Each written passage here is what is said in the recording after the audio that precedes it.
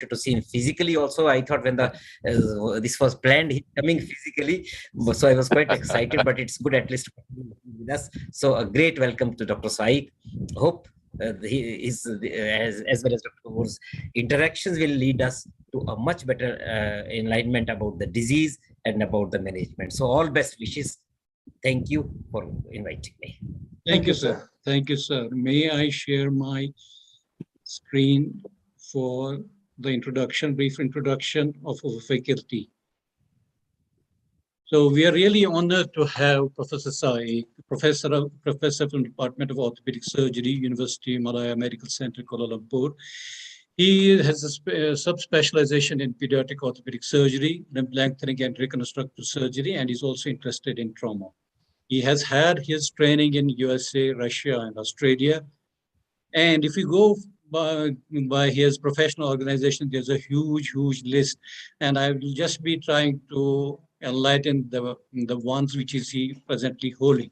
That's the Director Unit of Silent Mental Program, University of Malaya. And then he is the panel member of the Qualification Agency. And then he's the council member of Asian Orthopedic Association and council member of Asia Pacific Orthopedic Association, Malaysia. He is associated with AO Trauma, and he has been associated with ASAMI, and he has been president of ASAMI of Malaysia. And similarly, you have a huge list of his editorial board involvements. He has been, there are so many of them to spell out, but highlighting that he's associated with World Health Organization, and he's associated with Chinese Journal of Traumatology. Then, after all, above all, he is chief editor of the Malaysian Orthopedic Journal since 2007. He is editor of the Journal of University Malaya Medical Center since 2005, and he is also associated with the advisory board of Journal of American Academy of Orthopedic Surgeons. And he has to his list about 81 international publications. With all this great achievements, sir, we welcome you there. And our national faculty is Dr. Cherian Kaur. He is an orthopedic and pediatric orthopedic surgeon, Kochi. He is a good friend. He has had advanced Ilizarov fellowship under Professor Maurizio Catagni from Italy. And he has a lot of publications in various index journals. And he has also been past president, Kerala Orthopedic Association. With this, I would like to welcome you both speakers, and may I request Professor Sai to go ahead with his presentation, sir. Over to you, sir, Professor Sai. Okay, thank you. Thank you very much for the kind introduction. So let me just set up my presentation. Okay. All right. So first, I would like to thank IOA for the Ilizarov subcommittee webinar, inviting me to share our knowledge on Blount disease. So I will start by talking on late presentation of Blount disease. Blount initially reported in this disease is initially reported in German literature, but it was not until Walter Brown published his series that it became popular in 1937. The pathology is localized medial aspect of the Faisal plate is deficient, and then it causes these deformities: proximal tibia vara, procubatum, increased posterior slope, internal tibia torsion with various degree of medial tibia plateau depression. Okay, so the condition, the cause is still not very known, but is associated with early walking, obesity, and certain ethnic groups. Thompson classified according to infantile, juvenile, and adolescent, but real association with the age of onset is still questionable. Now, how to make a diagnosis? For many people, based on radiology, in addition to the clinical appearance. Now, metaphyseal diphyseal angle more than 11 has been a lot of false positive. So people increase until 16 degree. Still, it is not the absolute criteria. Yeah. Langenskioid, group them into this 1, 2, 3, 4, 5, 6.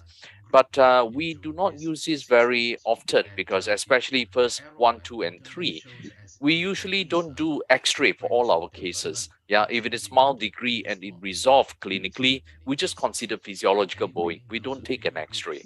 Then when it is progressive, then only we took an X-ray and try to classify and consider them as a Blount disease. So the main thing is the progression clinically. Now, Yes, sir. the way to radiologically, yes, the way to Professor, there is a slight echo from the video which is playing. Can you mute the video that is playing? mute. Yeah, there is on the left side, there is the volume icon. On the video itself, which you're playing. Video, let me see. On the left lower side, there is an icon of volume. Left lower side. Yes, that one. Just mute it. Because we can, then there is an echo. Okay. With it.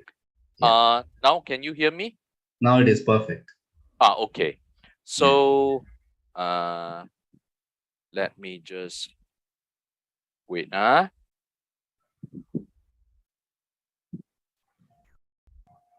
Just go back a bit. Yes. Okay. All right. Now, X-ray, the method to evaluate them, the simplest is femur, tibia. I just go back a bit.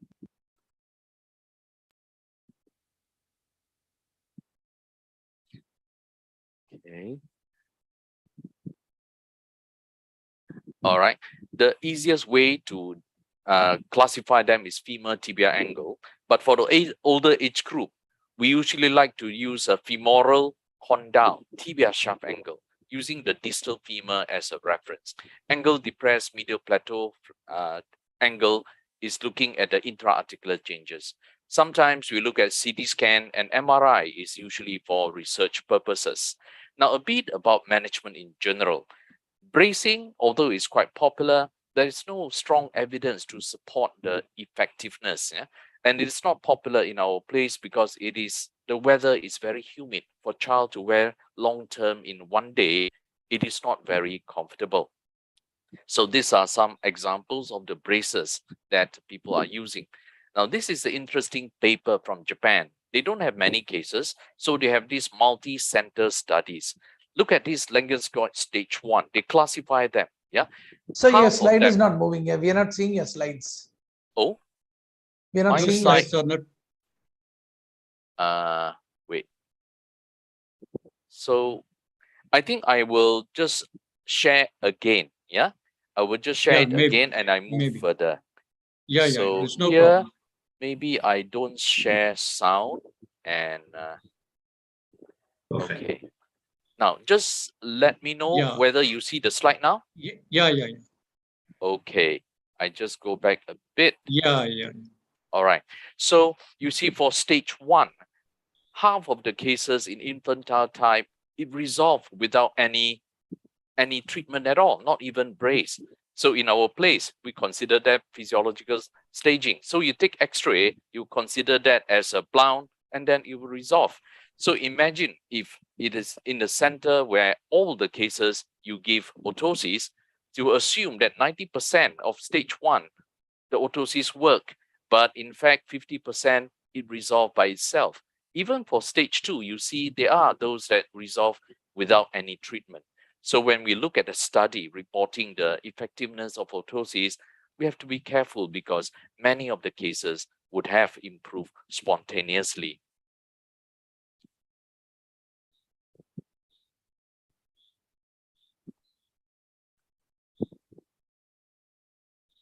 I'm not sure whether it is moving. It is moving. Okay, so the other type is a proximal tibia osteotomy, and we only do this or consider it after 2 years old because we want to make sure it is not physiological bowing. Yeah, so before 2, you're not sure. After 2, if it is progressive, then it is BLOUNTS. There are many methods described in the literature, like this one, bamboo osteotomy by our Indonesian surgeon. and simple open or closing wedge osteotomy. This is our case of identical twins. This is the only one that we did before 2 years old. At 1.5, they are already progressive, especially one of the two twins there. So we do a opening wedge osteotomy, K-wire and POP cast, and then this is 1 year later. Yeah, so it's corrected and it do not recur anymore. Now, let us look at on older children, yeah, which is this topic for today. Now, we look at the reason we do this. Yeah, limited experience by us on the older children, we feel that there is a small group, especially early adolescent, 8 to 12 years old. Even after correction, they recurred very fast. I'll show you one example. And then we also notice older children, especially those near adolescent or even the grown-up, they do not have very severe medial plateau depression. Whether they are, like people say, a separate group altogether, or they are actually the normal BLOUNTS. It's just that the plateau is not as bad as we thought when we see them earlier. Now, the reason we want to treat is because TKR for obese patient, the result is not so good. We know that. In addition to that, this study might not only TKR for Blount disease as we expected, there is many cases posteromedial bone defect, and also there are ligament laxity that they need constrained implant. All this bone defect, instability, and obese patient all are associated with poor result on TKR. So, of course, the only solution for this is to avoid TKR altogether. So now, how do we do that? For older children, growth guidance, is it helpful for older children? It is minimal invasive, so most of us will sort of give it a try unless the child is symptomatic. But it is not very predictable because the physial plate not healthy and implant failure is one problem. You go to Google search, many series they shows like this. Now, this is our patient at 12 years old. 12 years old, quite severe. So he is not symptomatic. So we decided to give it a try, growth guidance. Yeah. So we do something like this and we'll see last few years, see whether it's helpful. The right side looks like it's improving. The left side, unfortunately, improve a bit, but yeah. Then at 15 years old, and then 17, yeah, and then finally 18 years old. So the right side shows some improvement, but the left side probably nothing happened. But then, is it helpful? The right side probably so, because now if it is less than 20 degrees, you may do simple high tibia osteotomy. The left side probably is remain the same. You could have treated it earlier. So the outcome is less predictable. Now, this hemiepiphysiodesis, so studies have shown those 10, 20 degrees, you can expect changes, but those 30 and above, many of the cases, they do not improve. We also know that with age, growth remaining, of course, yeah, if a child is younger, you can expect better correction compared to those who come late. Now, 8-plate failure, these studies shows that 44% of the cases, near to half, you have screw breakage. And this multi-center study among POSMA members, 15% of them say that at least one, some may have more cases, you have screw broken. So if you want to do this, remember, maybe we can use a non-cannulated screw, which is stronger, 2 plates or special plate as you see there. Yeah, you have 2 screws on one segment, then it's less likely to happen. Now, acute correction and osteotomy without plateau. Now, this is useful to address deformities except for medial plateau. Yeah, we are talking about shaft angular correction, and it is useful for less severe deformity. Yeah, now the concern of severe deformity is compartment syndrome, neurovascular injury, or even the implant failure. This patient is very heavy, and there are many different osteotomy types reported in literature on this. Very often we see the alignment is less than ideal. Why? Now look at this analysis. We are using Ilizarov method. Yeah, the cora usually is quite high, but when we do osteotomy below the tibia tubercle, like this, you see the K-wire.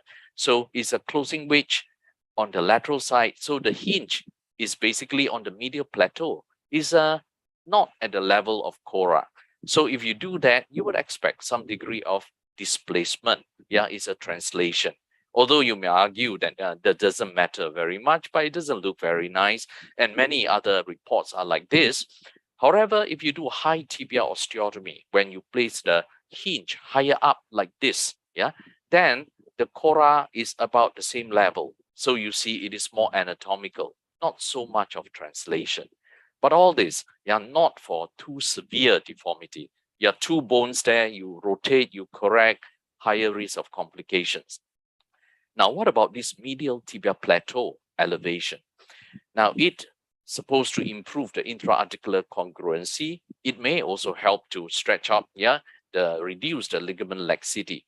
But then you need some surgery, additional osteotomy to correct mechanical axis, especially for severe deformity. Yeah, and there are two-level osteotomy. You may expect problem with the healing itself. So this is for adolescent children.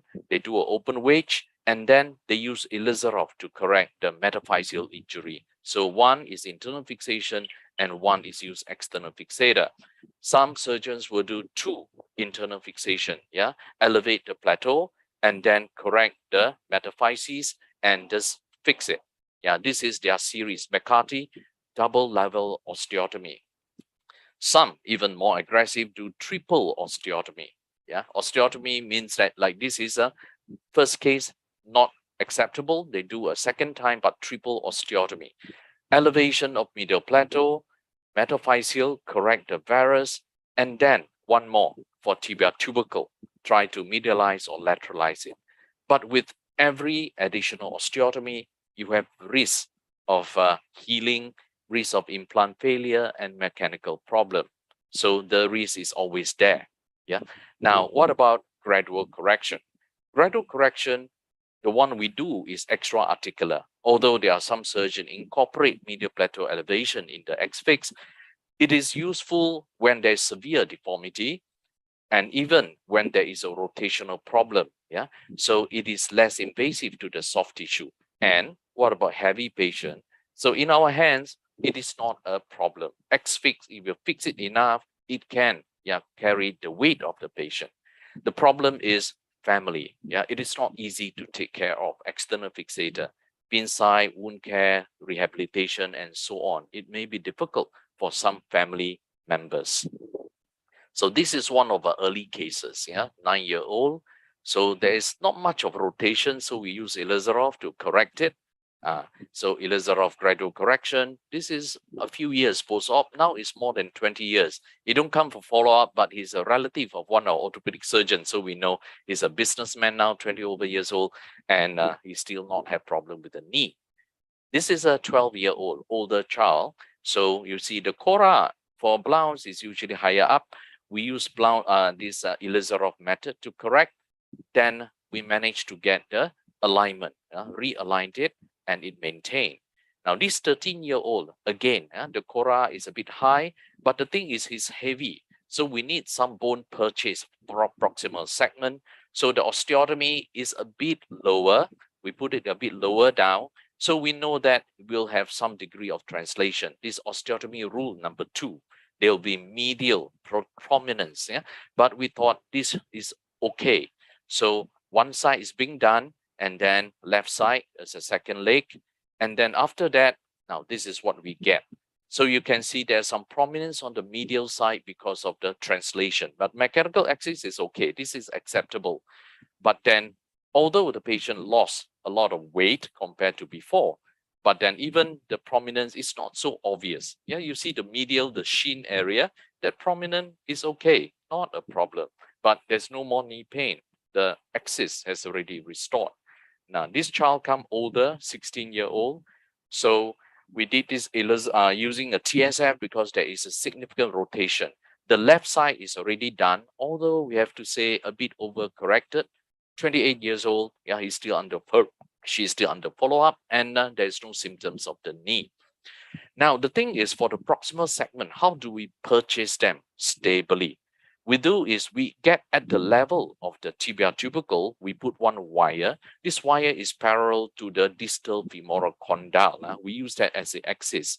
So after that, we put a ring, and below the ring, we use single hole Rancho cube. Two of them at the same level, both of them single hole. They don't cross midline. They are touching at the back, you can say. So this, after that, we do osteotomy. And after the osteotomy, you put the third one as close to the corticotomy as possible because the bone is very strong. Let us look at the X-ray, how we do this. Even when there is a physeal plate is still there.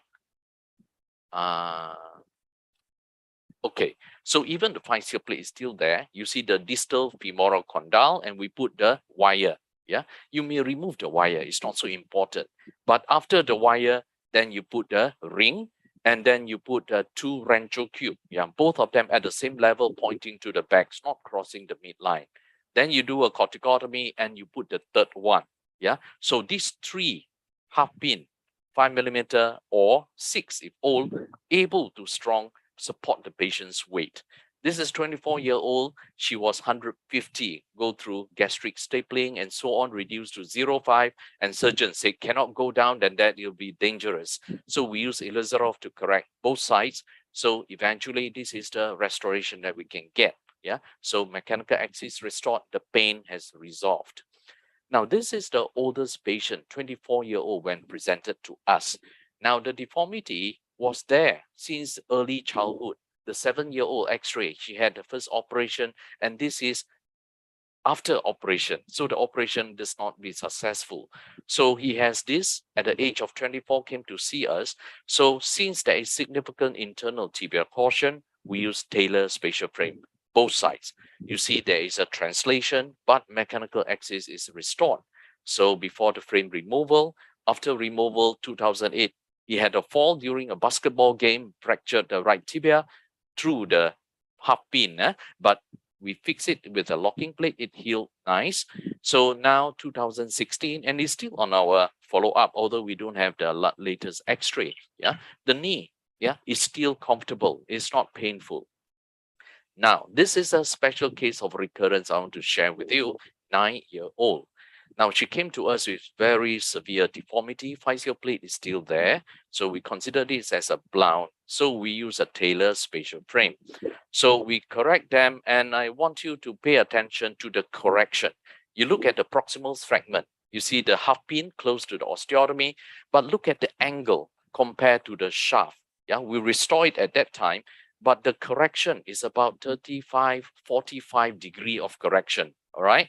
So after 1-2 months after this, we remove, allowed to go back, and she never returned until 3 years later. The mother sent a photograph of her like this. We thought this is an early pre-op photograph, but actually this is the current photograph after operation for 3 years. It recurred. So we can't, how can that happen? We corrected it. Yeah. Then this is the X-ray that she has. You look at the alignment of the proximal segment and the shaft now, it has recurred. This is not growth guidance. It's not the growth plate. It's not the rebound. It is totally, yeah, corrected. We call it remodeling, but remodeling is supposed to go into normal. This is go to abnormal. Yeah, the 35, 45 degree correction has gone.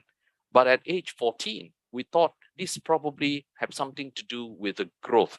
So we correct it again, but this time we just do slide over correction. So we are not doing that. So this is the before op. We thought we'll give it a try, and it should not happen. So this is at 16. So it do not happen anymore. We feel that only happened about 8 to 12 years old during the early adolescent. So we have to be very careful with that. Now, looking at all these, comparing acute and gradual correction, overall, level 3 evidence, we have only a few. Yeah, we don't have very strong evidence so far because the cases are very small number, is most serious. So level 3 evidence, gradual correction with TSF is more accurate, provide more accurate correction than acute correction, or those using monolateral fixation coming from the front. This one we can anticipate, we can expect that because we can adjust the Taylor spatial frame or any hex support. Level 4 evidence, acute correction is associated with higher risk of peroneal nerve injury. And although most of them are transient, this is also what we can understand. But there are many other issues, questions, although we're doing it, but we don't have really strong evidence to show which one is better. So in summary, we are talking about older children. Growth guidance, it is still possible to use, especially when the medial physis looks healthy, especially in the younger children. Even it do not get complete correction, I think it's still useful. Acute correction is helpful for less severe deformity, and medial plateau elevation. Most surgeons will consider this when it's more than 30 degrees of depression. Nearly most of the cases we use Ilizarov correction. Older children, we do not touch the medial plateau. We do extra-articular correction. As you can see, remember, many of the cases, older or even at adolescent, the depression is less than 30 degrees. And then the last one, gradual correction. This is for severe multiplanar deformities, but be careful, pathological fracture when they go into games and so on through the hairpin site, and recurrent deformity in age 8 to 12 years old. So it is better to do sort of a overcorrection. But how much overcorrection? I don't think we have enough cases to share what to do. It's just that be aware and tell the parents that it may happen. So the final outcome, what we want to achieve is a stable knee joint. When the alignment is correct, when patient walk, they feel better. There's not much of ligament laxity and so on. Pain could be relieved, and then reduce the risk of premature osteoarthritis. So that is the end of my presentation. Thank you very much. Thank you, Professor Sai, and this was really a wonderful presentation. You shared the methods from the growth guidance up to the very heavy and very difficult late presentation is dealt with this Ilizarov or 6-axis correction. Of course, it would be really very useful tool. That's a destruction osteogenesis for severe deformities. You showed a very degree from a minor ones to the major ones. Perhaps I think that the growth modulation would need accurate timings in addition to the other aspects of managing guided growth. I think timing of growth modification is also important. Secondly, would it be, do you have an experience with using simply an Ilizarov frame rather than the 6-axis? Okay. Actually, when we started that, I think we have hex support only after 2007. Before that, it is all Ilizarov. That's the only one we have. And apparently, the deformity, the rotational deformity is not too bad. But once we have hex support, we go and look for it.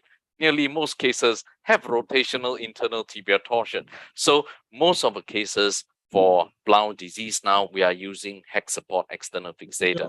What was my concern? Actually, sir, because concern is that once if you are using only an Ilizarov fixation, maybe your osteotomy level would go closer. Because in case of an hex support, you are trying to use the ranchocubes down below. So your osteotomy tends to go still more further away from the cora. Maybe that is the reason for giving more of angulation during correction, more of translation. I think for us, the indication for Ilizarov and Taylor spatial frame is no different, except for we want the rotation. We know that the Taylor frame or hex support, anteriorly, you have these oblique struts, but the way we design the two, first ranchocube, below that, we can apply it for, in fact, it's easier to apply on Ilizarov. It's more difficult to apply on hex support fixator. The plan that we put, we try to get a narrow segment. We can do the osteotomy as high as possible. We choose the tibia tubercle because anything above the tibia tubercle, last time we use it, but the joint line sometimes comes a bit close. So we try to do everything below the tibia tubercle. 2 hairpin, just 1 ranchocube below, and the third one is actually next to corticotomy. So you just need 4 or 5 centimeters of bone below tibia tubercle. So that is the technique we try to show, a short segment you can provide a fixation that can load 100-kilogram patient. So it has nothing to do with the selection of the either hexapod or Ilizarov fixator. So fixation is still the same. It's just that the hexapod can do a bit of rotation. That's all. And whether the correction of rotation other than looks better, whether functionally any difference, I don't think I know the answer. Yeah. Thank you, sir. This was really a wonderful presentation. We have two experts from our national faculty. There's Dr. Vasudevan, he's from Palakkad, and then we have the president of Assami, India, Dr. Ruta. Dr. Ruta has a question, and then I request Dr. Vasu also if he has any questions. Right. So first of all, thank you very much, Professor, for the enlightening presentation. I just wanted to know, in case of very severe deformity in older patients, how do you handle ligamentous laxity? Because that sometimes is a big problem. This is severe lateral collateral laxity. So how do you manage that? Okay, so the collateral, actually, as I said, all our cases now, we correct extra-articular.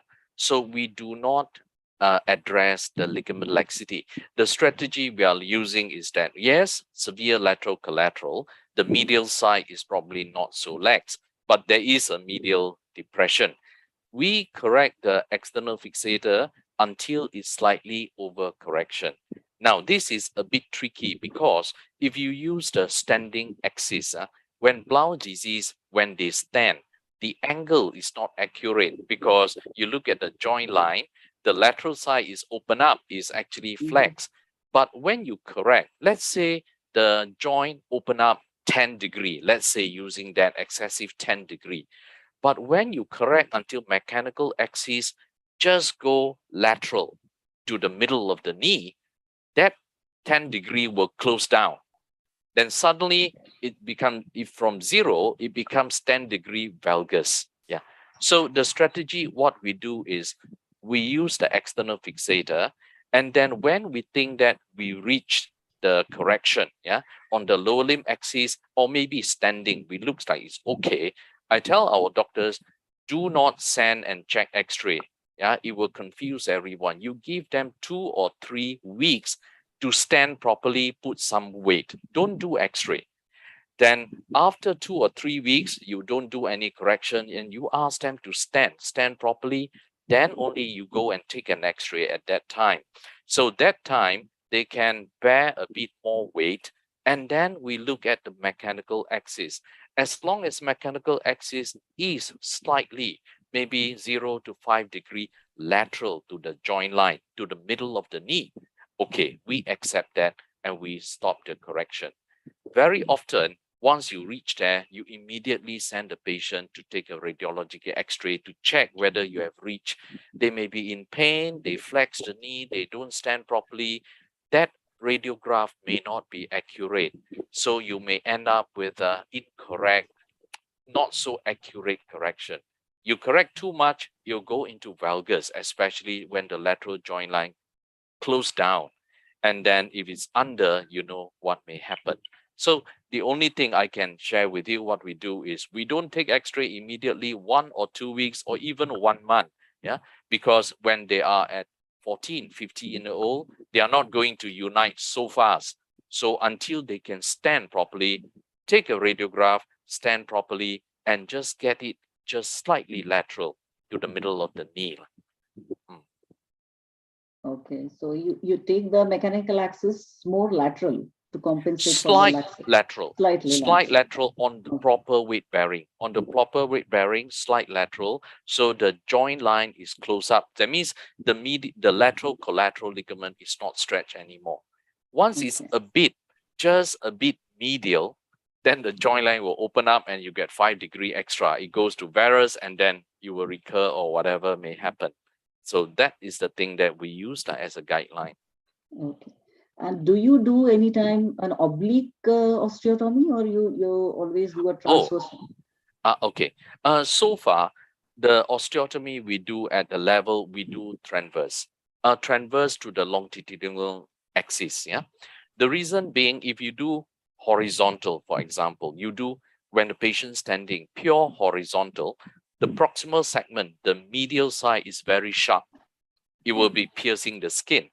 And if you do more vertical, the vertical part you are cutting up, and then it takes away proximal cortex for you to fix. You need the pericorticotomy cortex. That is the strongest cortex. So far, what we do is just 90 degrees to the shaft, and then we put the third half pin just perpendicular, very close to the corticotomy to purchase that. That is what we do. But I think it is possible to do it separately to increase the area of the bone contact. Yeah. Thank you, Professor. Okay, thank you. Yeah, good evening, Soy. Hello. Dr. Vasu, do you have any questions? I'm Hello. Vasudevan. I think we Yes. met first in Bindulu, Sarawak. Yes. A long back. Okay, long time ago. Yeah, after that we met in many meetings. Anyway, I congratulate you on an excellent presentation on BLOUNTS disease. Mhm. How often you have to do lengthening of the segment? Lengthening. We do lengthening only when it is unilateral. If it is unilateral, now I have to say that you see most of the cases, those come late, come at adolescent, come at old age, and adulthood, they are bilateral. I suppose if they are unilateral, they probably will go to see doctor earlier. Bilateral, somehow they are, as long as not painful, they tolerated it. Yeah, the one at 24 years old, he studied in Australia.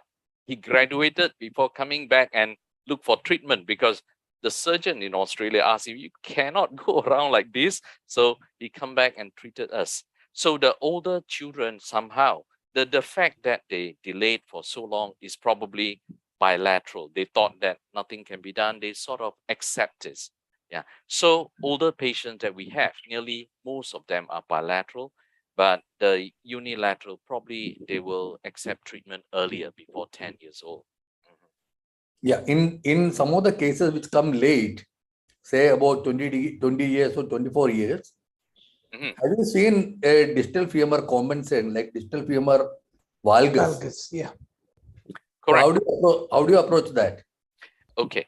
The distal femur, there are some, or these older patient, in fact, I do have a few slides on that. I take it away because it may be too long. So they may have a compensatory, yeah. But for these patients, they have been walking with a joint line at that degree until they are 20, 24, 25 years old. So now only they develop some degree of pain. So to address the severe deformity at the tibia itself would already take a lot of resources and correction. And then to do the osteotomy, I'm concerned about other things like healing and so on. Quite often we are talking about maybe 5 degrees or less, the extra compensatory, to go into valgus. So far for a few cases that I showed you, we do not treat the distal femur valgus. So you see the joint line is not perfectly horizontal. The thing is the joint itself is already pathological. You know, the tibia, the plateau is not like parallel. One side is maybe 10, 20 degrees. There are some crepitus already by the time they see us. So far for those cases, I just focus on the tibia and I get the mechanical axis through the middle. So that means that I incorporate the distal femur. I intentionally not to correct. So I just make the whole limb, the mechanical axis go to the middle, and then do not correct the distal femur from the beginning. So I do not have the evidence or authority to say that is something that we should do or not. But having said that, our patients, many of them, the fact that they come only at that stage, before any treatment, related to the fact they are not from KL, they are not very sort of cooperative, or compliance may be the issue. So to do both sides and to get everything correct, we thought that is the target that we can achieve, and I don't aim further to correct. Yeah. So Once we correct that, we basically burn the bridge. We cannot correct the femur anymore, because once you correct it, it goes to varus again. So I can only tell, for example, the man with 24 years old. Now he is an engineer. He worked in East Malaysia. 2007, his operation until now. On and off, he still call me. He is still able to do his work without severe pain. He has over, how they call that? The femur is a bit valgus, but we just correct until the middle. So I can only share with you that I'm not saying this is the correct thing to do. If you are accepting distal femur valgus and trying to get the mechanical access to center of the knee, then naturally you have to accept an equal amount of proximal tibial varus. Then only yes, the thing is proximal tibia. When you say proximal tibia varus, if this is a normal proximal tibia, it's easy to say. You know where is the level. This patient, they do have some degree of depression. It's just that I do not elevate them. The lateral and the medial, they are probably 10 or maybe 20 degree different. So what is normal? So it's basically, and if they before skeletal maturity, we know that we can't see the actual cartilage, and we know that there's a gap filled in by thickened, how they call that, the meniscus and structures like that.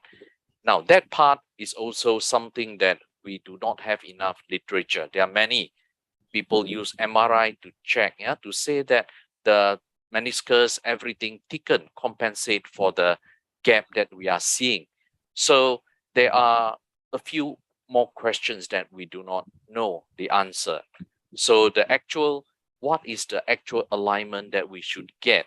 That, I think, that's why I said, this is just what we have done. And so far our patients, they tolerated so long without needing TKR and so on. So that is what I have done to share with everyone. It may not be the optimal, optimal treatment of choice. Thank you. Shamsul, do we have any questions from the YouTuber audience? Yes, we have one question. We have a question from Doha, Qatar, by Dr. Mubashir, pediatric orthopedic surgeon. He has 3 questions. I'll be asking one by one. His first question is it wise to do CT scan routinely in BLOUNTS disease to rule out presence of Faisal bar? And is there any evidence of addressing this issue surgically if present? This is the first question. Okay, now we do not do CT scan routinely, for 2 reasons. Because there are a few cases we see at 8, 9, 10, but many of them are 14, 15 and adult 20 plus. So even if you see, we are not going to make any much of correction. There's another reason is that, as I said, personally, I really not very sure whether the how they call Langenskiolds classification shows the sequence of the event. So many cases that we see when they reach the skeletal maturity, the plateau, the angulation is actually less. So I checked with this Perry Shoemaker from USA about his experience.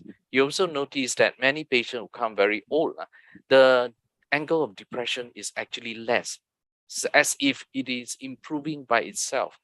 One possibility is that many of the defect is cartilage, but when they reach skeletal maturity, they become ossified. We cannot see very well. So rather than seeing the growth plate, it'll be interesting if you see actually how much cartilage is there, whether we need to elevate or not. The gap there probably is not the defect. So we don't do CT scan, but that brings to another question. Do we do MRI for them to see the meniscus? We were trying to conduct a study for a group of patients, but the thing is, when we start a study and get some grant and all, when we want to look for patient, the patient never come. No patient. For that, I think 1 year or 1.5 years, we cannot see any patient. So finally, we did not do this, and then the patient comes back for whatever reason. So it'll be interesting if somebody interested to check into the actual what happened using an MRI. What is this defect that we see on X-ray? Whether it is just a cartilage that is not ossified, is a meniscus, or it is what other structure, and what happened if we come to skeletal maturity. So we don't do CT scan routinely. Yeah. Yeah, thanks, sir. Question the second two? question. Yes. So the second question is, in order to address the issue of sloping articular surface, is it wise to go for double osteotomy, including an intra-epiphyseal correction? Again, to the depression, right? Yes, sir. Okay, okay. Icl elevation. That's right. So now, our patient, except for I think only 2 cases, yeah, all the rest, we do not do elevation. We do extra-articular correction. We try to get the alignment as right as possible. When they stand, when they weight bearing, the mechanical axis from the head of femur into the ankle goes slightly from the slightly lateral to the middle of the knee joint, so that medial collateral ligament are not stretched. That is our target. And so far from the patients we see, the longest I think is 15 years. They are the one that I show you, the Ilizarov case, that is already more than 20 years, but we don't have a follow-up. Like, we just know he's still walking around. So we have not get patient coming back for the knee problem because of that. So I do have a question that whether the defect needs to be elevated or not. I think we recently published a Journal of Orthopedic Surgery of our series. We have Ilizarov cases and we have X-ray on them when we do it. And Ilizarov itself take about 1 year or so. And then after that, follow up. And we don't treat we don't do plateau elevation. So we look at the X-ray on follow-up retrospectively, and we notice that the angle of depression is less 1 or 2 years later. Those who reach skeletal maturity, we treat them like 24-year-old guy and also some 21-year-old, no change, yeah? From the time we do operation and a few years on the last follow-up, no change. But all the rest, on the teenage adolescent, 13, 14, 15, those cases, we see the angle depression by the time pre-op. And then now, post-op, we look at them, it is less. But how much less? How much the body can reduce this depression? I really do not know. I just can tell you, most of our cases, we do not elevate the plateau. We just try to restore mechanical axis so that the force will step on, close the lateral plateau, so it do not disturb the medial side. Offload the medial side, put it this way. So the medial side will be offload, the medial collateral will stretch it, and I don't know, maybe that is the reason it starts to grow, it starts to ossify. So that again is what we learn from our patients. Dr. Mubashir, I would like to we just have another question, sir. May I, sir? Please go so ahead. the last question, last question is the guided growth modulation using 8 plates. Are there any long-term outcomes about the fate of the proximal tibia articular surface, considering the fact that medial side is already sloping? Okay, I think this growth modulation on the late onset, we don't do many cases because most of them, they come too late. And the other thing is that if you look at the literature, one classic thing about this late onset, the one they come to see us late, they usually come with a severe deformity. And the fact that they don't come before is they are tolerating the deformity, they come because it's painful. So once the patient is painful, you don't talk about growth modulation anymore. Yeah. For me, I believe what is painful, that means the damage is quite significant. And you don't put a growth modulation, ask them tolerate for another 1-2 years and gradually improve. No. There are a few cases that we did. Those are without pain. I think when I show you the case we have, we told you that this is asymptomatic. That's why we play around with it. But when they are painful and they come, you have to correct it, because otherwise the medial side will damage beyond repair. So the chances of doing growth guidance is only those who have probably mild degree, but the main thing is asymptomatic. They don't have pain yet. We don't have many cases to share about their long-term outcome in our own series. So Thank you, sir. yes, ask the view of the panel also for these questions. Yes, please.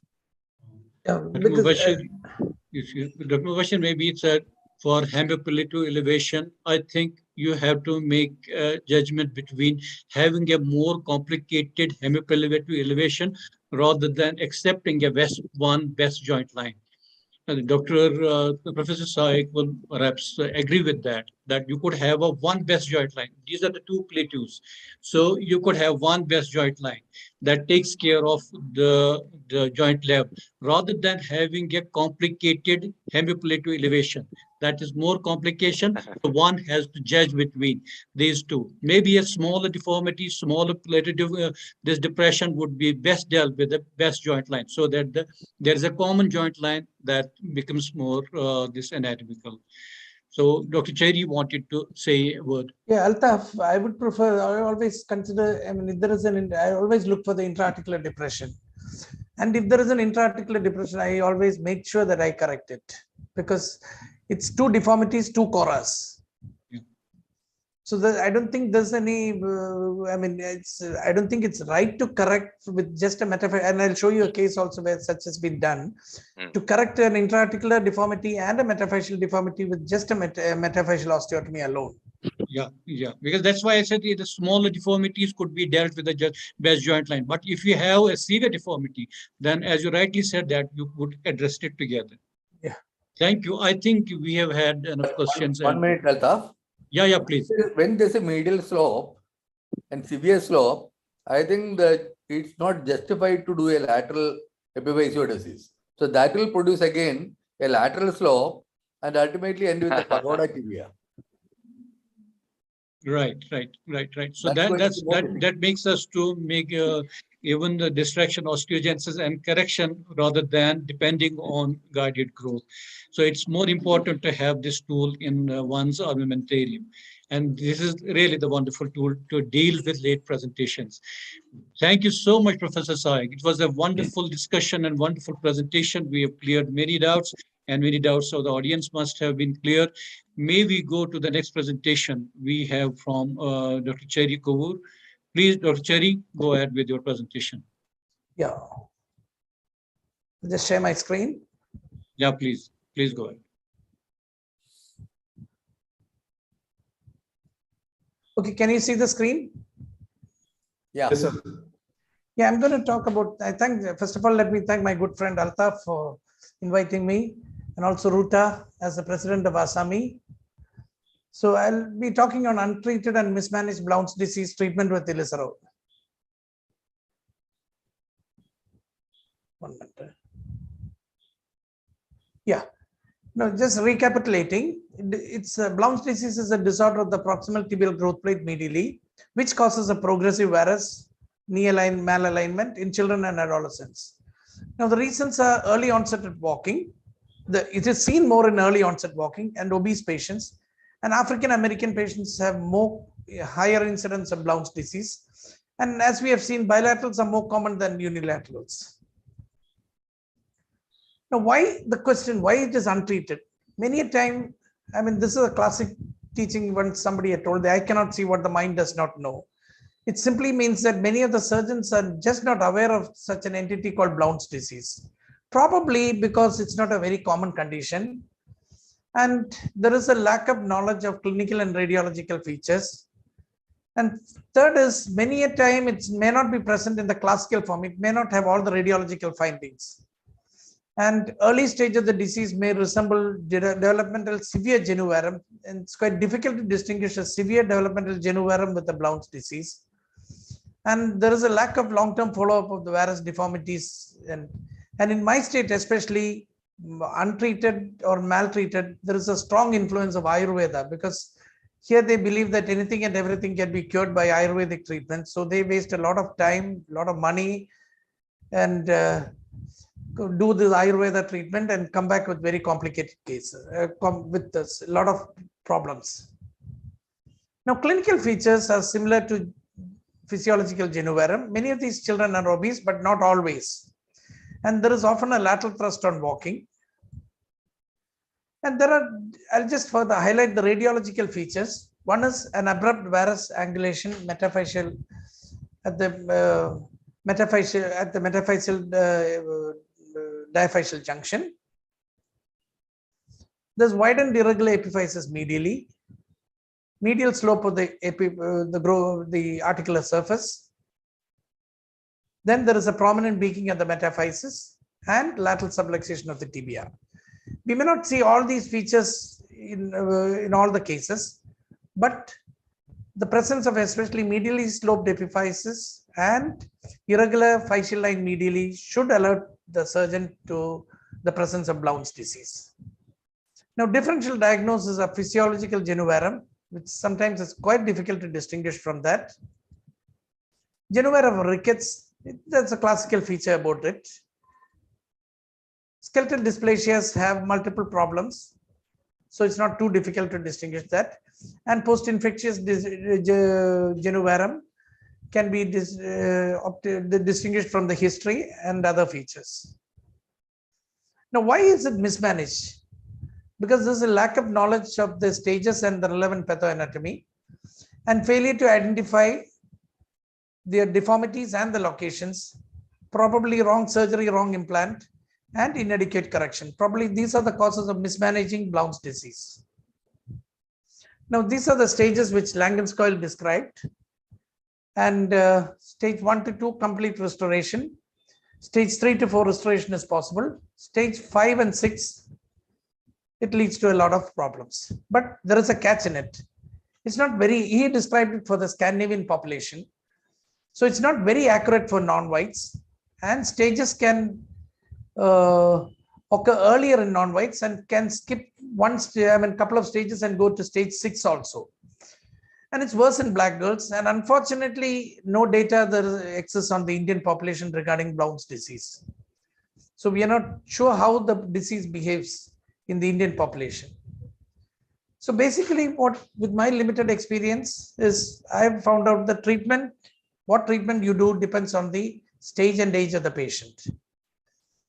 Now, what we have seen is 2 to 3 years is the best time for conservative treatment. Now, any case that is not treated after 3 years, I think can be labeled as untreated. Now, any case wrongly treated, either conservatively or surgically, can be labeled as mismanaged. Now, the problem is when it's a failed conservative treatment, I don't know, how do you classify it, whether it's untreated or mismanaged? Now, even conservative treatment, if you're not careful with the orthosis, can be mismanaged. Now, having a look at this patient, the metallic uprights are exactly where it should not be, in the lateral side. And this the patient has been wearing for the last 2 years. And I'm sure she's going to need an osteotomy. They'll come back one of these days for the corrective osteotomy. So again, treatment depends on the stage of the disease and age of the patient. You need to define the location and magnitude. 1 minute. Let me just. Magnitude of the deformity or the deformities which exist. Additional investigations as needed. And you need to select the appropriate technique depending on the stage of the disease and the age of the patient. Now, stage 1 and 2, as I said before 3 years, many a time conservative treatment works. Good bracing will work. Sometimes you may not need any treatment, but if it is progressive, I would prefer to treat it if it is below the age of 3 years with conservative treatment. Now, more than 3 years and progressive, a metaphyseal corrective osteotomy and fixation, either with acute or gradual correction, or external or internal fixation. But I would prefer to overcorrect it to 5 to 6 degree of valgus. Now, this is a case with stage 2 and one of the sites is a stage 3, one of those borderline cases, corrected with bilateral Ilizarov ring fixation. That's the end result. It's slightly overcorrected. Now, this is before. And this is after. The lateral thrust is gone. The varus deformity is gone. Now, stage 3, again, we need only corrective osteotomy in the metaphysis, but delaying surgery in the stage 3 can cause, there is an increased chances of recurrence. This is a boy with the stage 3, bilateral. I always prefer to do an arthrogram intra-op rather than an MRI, because arthrogram gives me equal information and about the intra-articular depression. So, and it's an easy technique to do, the arthrogram. And you're not dependent on a radiologist to interpret the findings. So the arthrogram didn't show any intra-articular depression. So we proceeded with a metaphyseal osteotomy alone. And that's after the full correction. Patient, once the osteotomy is united, he can walk full weight bearing. They will walk full weight bearing. That's the end result. It's slightly overcorrection on the right side, but left side is well corrected. Clinically, it's low. Now, the question is, do we need to overcorrect? Yes, about 5 to 7 degrees of valgus is needed, but according to most of the authors, because it offsets the tendency for varus recurrence. Now, stage 4 and 5 are more serious. Facial arrest has already occurred, although not seen radiologically. Now, here we need to recognize that there are 2 deformities, a metaphyseal deformity and an epiphyseal or intra-articular deformity. And the treatment must be individualized. So this is one of those cases with the intra-articular depression, which can be very well seen on the X-ray itself. Now, younger than 3 years and 7 years, medial epiphysealizes and interposition material and metaphyseal osteotomy does address the growth thrust on the medial side and restores the articular surface. But more than 7 years, epiphysealizes is less effective, and you need an intra-articular osteotomy and elevation in addition to the metaphyseal osteotomy. This is a 9-year-old girl, stage 4. So the arthrogram shows the intra-articular depression. So we did the intra-articular osteotomy, elevation with a fibula strut graft. And now the metaphyseal varus deformity is obvious. We waited for about 12 weeks. Once the child was again full weight bearing, she had regained a knee range of motion. We put the Ilizarov frame to correct the metaphyseal deformity. And that's a child walking after the union of the osteotomies.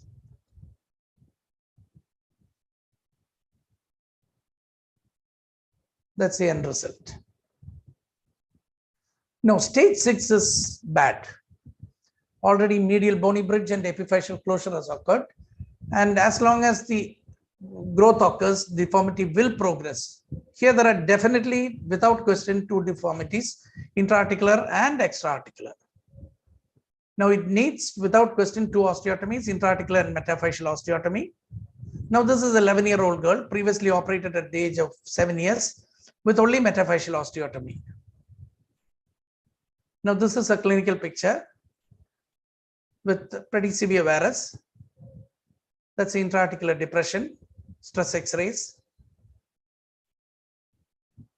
Now that's a gait. Is there any rotational deformity? We don't know. With the looks like quite a bit of internal rotation deformity also in the right, more on the right side.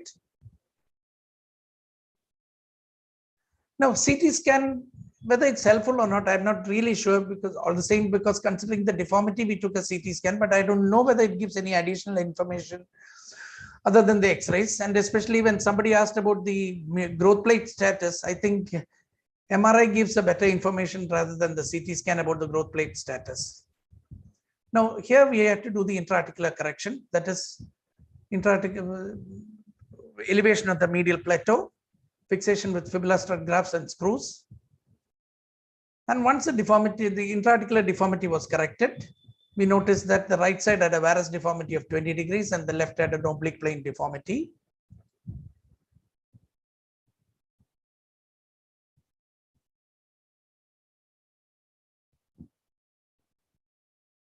I'm sorry, there's a little bit of hang up.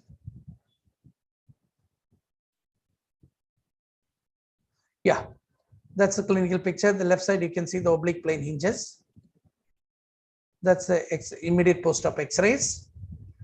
Now, We had to do a rotational correction also, and you can see the almost the 100% translation that has occurred on the right side. But we got it corrected. That's how the girl is walking with the frame on. That's a union. Even with the 100% translation, it is united completely. That's after frame removal, about 4 months after frame removal, the mechanical axis is aligned. That's an initial X-ray, initial gate pattern. That's a end result gate pattern.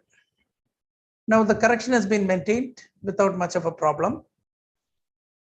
And this is after 6 years, the correction is still maintained. The X-ray correction, radiological correction is also still maintained. That's a gate after 6 years of after frame removal. Now the adolescent BLOUNTS, it's an older age group, more than 8 years. Some of the children are obese, not all. It's only always the metaphyseal varus. There is almost always no articular involvement, and they come quite late, as Professor Icl has said.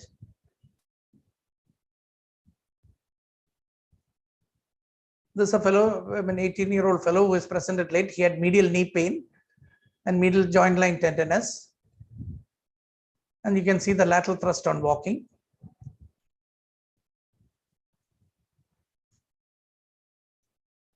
So we just did a corrective metaphyseal osteotomy and realignment.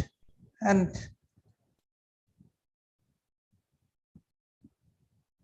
a slightly overcorrection to valgus, but he has no pain now, even after about 6 years. So the complications that can occur with the BLOUNTS disease are recurvatum deformity, recurrence of the deformity, anterior tibial artery with compartment syndrome, that's with acute corrections, common peroneal nerve palsy, either iatrogenic or due to the lengthening, and of course, sometimes infection. The recurvatum is almost always iatrogenic, injury to the proximal tibial growth plate, too high an osteotomy. Varus recurrence can occur. This was the boy which we had overcorrected to valgus. If you remember the previous case, who had that stage 3 problem. In fact, there was a pretty severe overcorrection to varus, and still the deformity recurred after about 8 years. This is acute corrections can cause anti-tib problems. This was one of the acute corrections, and the antitibial artery got injured. Now, one thing I want to highlight is the proper X-rays, because you need the proper X-rays for accurate measurement of the deformity, cora location, and the magnitude of the deformity. Always take, this is for the junior orthopedic surgeons, always take the X-ray with the patella pointing forwards and the pelvis leveled, because otherwise you'll get wrong information. Now, this is a boy who didn't have not so severe deformity, but when he was walking, the deformity was quite severe. Now, if you look at the X-ray, it looks pretty innocent, but then the feet are pointing forwards. There is the pelvis, the height is not compensated, the pelvis is not leveled. So we took a proper X-ray with the pelvis patella pointing forwards and the pelvis leveled, and the deformity becomes obvious.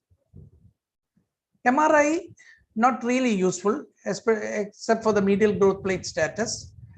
And I feel the medial articular depression can be well seen on the arthrogram.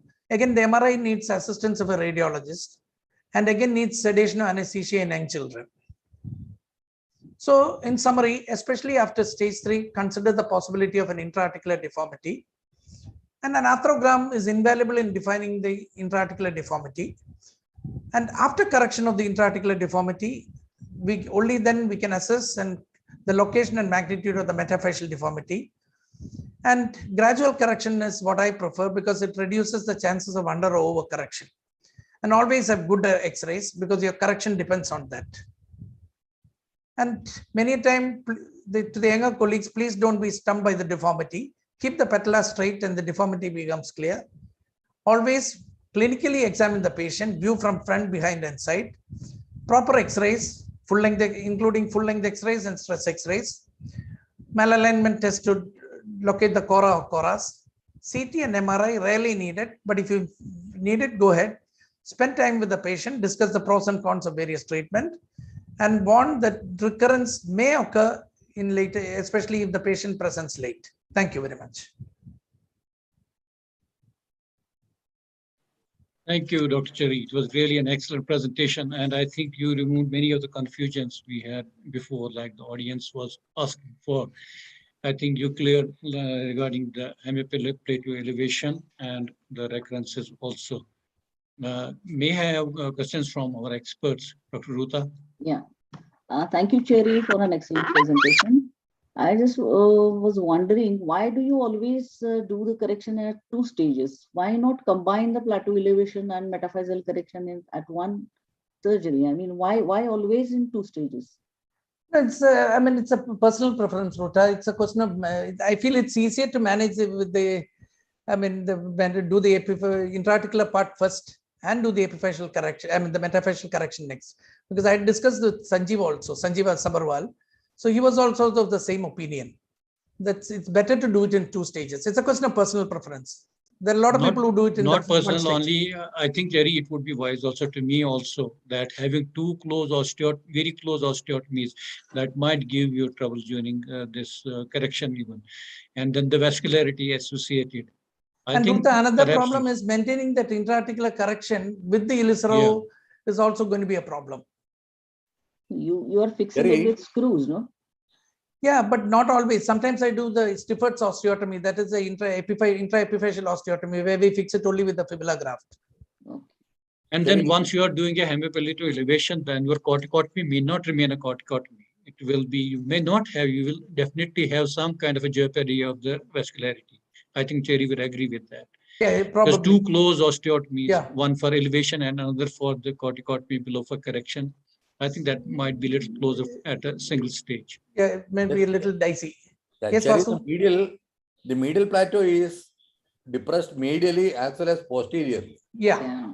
Posteromedially. So how do you adjust the posterior slope? No, you elevate, give more elevation posteriorly.